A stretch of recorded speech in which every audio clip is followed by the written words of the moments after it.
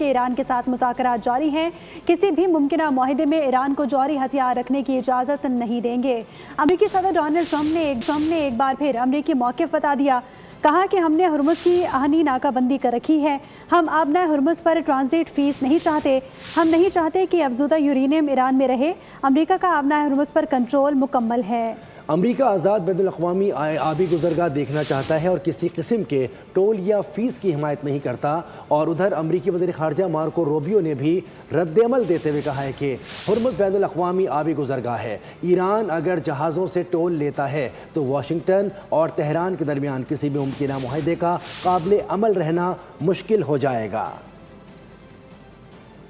کہ ایران کے ساتھ مذاکرات جاری ہیں، کسی بھی ممکنہ معاہدے میں ایران کو جوہری ہتھیار رکھنے کی اجازت نہیں دیں گے۔ امریکی صدر ڈونلڈ ٹرمپ